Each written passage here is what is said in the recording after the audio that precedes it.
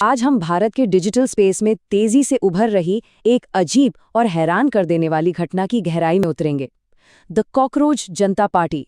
सुनने में किसी मीम या मजाक जैसा लगता है ना? लेकिन दरअसल ये एक सचमुच की डिजिटल बगावत का रूप ले चुका है। बिना किसी राजनीतिक पक्षपात के चलिए समझने की कोशिश करते हैं कि आखिर इस वायरल इंटरनेट फिनोमिनन के पीछे का सच और मनोविज्ञान क्या है। अब सबसे पहला और बड़ा सवाल ये उठता है कि आखिर क्यों पढ़े लिखे नौकरी की तलाश कर रहे होनहार युवा खुद को एक कीड़ा या कॉकरोच कह रहे हैं। मतलब जिस कॉकरोच को देखते ही लोग चप्पल उठा लेते हैं, आज उसी का नाम लेकर एक पूरा का पूरा नया आंदोलन क्यों खड़ा हो रहा है। ये सवाल ही इस पूरी कहानी को इतना दिलचस्प बनाता है। तो चलिए सबसे पहले ये स्पष्ट कर लेते हैं कि ये कॉकरोच जनता पार्टी यानी सीजेपी आखिर भला क्या है। देखिए, ये कोई ऐसी आम पार्टी नहीं है जो सच में चुनाव लड़ने वाली है या वोट मांगने आएगी। ये पूरी तरह से एक व्यंग्यात्मक डिजिटल विरोध है। इसे निराश युवाओं ने बनाया है जो चुनावी राजनीति के बजाय इंटरनेट और मीम कल्चर का इस्तेमाल करके सिस्टम तक अपनी आवाज पहुंचा रहे हैं। एक तरह से ये डिजिटल प्रेशर ग्रुप का एक बिल्कुल नया और अनोखा उदाहरण है। तो आखिर इस डिजिटल बगावत का, इस कॉकरोच का जन्म हुआ कैसे? चलिए इसकी टाइमलाइन देखते हैं। इस पूरे हंगामे की शुरुआत होती है 15 मई 2026 को। हुआ ये था कि सुप्रीम कोर्ट की एक टिप्पणी में कॉकरोच और परजीवी यानी पैरासाइट्स जैसे शब्दों का जिक्र हुआ। हालांकि कोर्ट का संदर्भ पूरी तरह से फर्जी डिग्री वाले लोगों के लिए था, लेकिन इंटरनेट पर बातें कितनी जल्दी घूमती हैं हम सब जानते हैं।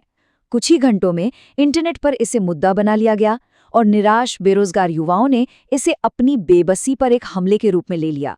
अगले ही दिन एक्स पर एक गूगल फॉर्म पोस्ट कर दिया गया जिसमें इस तथाकथित पार्टी में शामिल होने का ऑप्शन था, और देखते ही देखते आज ये एक विशाल वायरल डिजिटल मूवमेंट बन चुका है।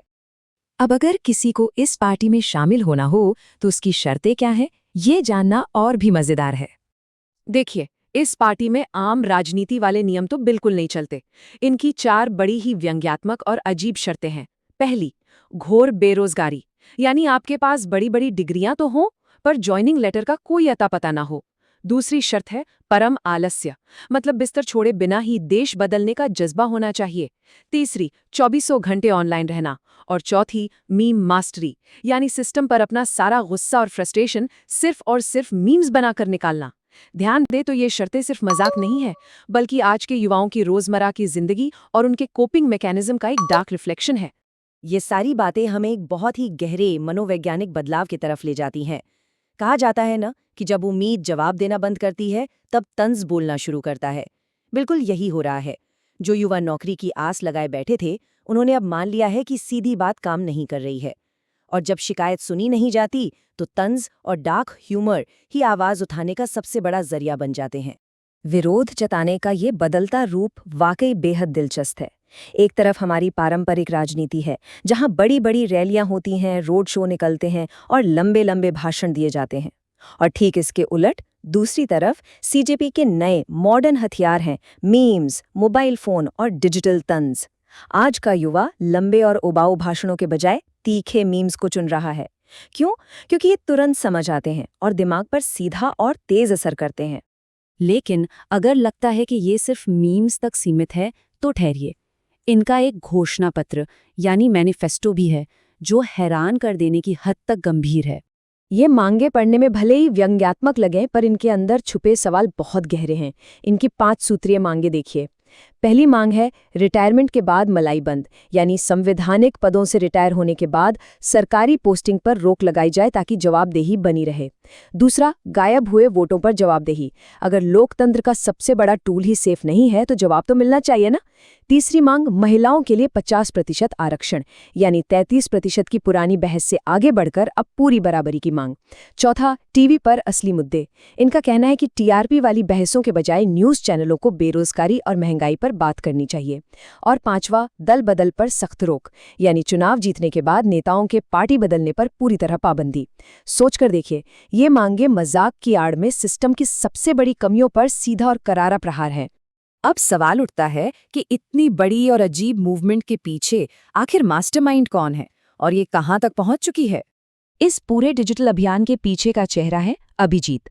ये 30 साल के हैं और बॉस्टन यूनिवर्सिटी से पब्लिक रिलेशंस में मास्टर्स की पढ़ाई कर रहे हैं। एक बहुत ही दिलचस्प बात यह है कि इनका बैकग्राउंड राजनीतिक सोशल मीडिया कैंपेन्स चलाने का रहा है। उन्होंने पहले एक पॉलिटिकल पार्टी के लिए मीम बेस्ड रणनीति पर काम किया था और उनके इसी पिछले अनुभव ने उस वायरल गूगल फॉर्म को जन्म दिया जिसने इस पूरे आंदोलन की नींव रखी। और इनकी रीच देखिए, 15 से 20 लाख, यानी लगभग 1.5 से 2 मिलियन फॉलोअर्स। इंस्टाग्राम पर इतनी बड़ी संख्या का जुड़ना और वो भी इतनी तेजी से, इस बात का पुख्ता सबूत है कि ये सिर्फ कुछ दिन चलने वाला मामूली इंटरनेट जोक नहीं है। ये एक ऐसा संवेदनशील मुद्दा बन चुका है जिससे लाखों युवा खुद को जोड़कर देख रहे हैं और इसके जरिए अपनी आवाज बुलंद कर रहे हैं। लेकिन इन मीम्स और इंटरनेट जोक्स के आवरण को हटाकर देखें तो इसके पीछे का सच क्या है। इस पूरे व्यंग्य और सटायर को जो हकीकत ईंधन दे रही है वो बेहद कड़वी है।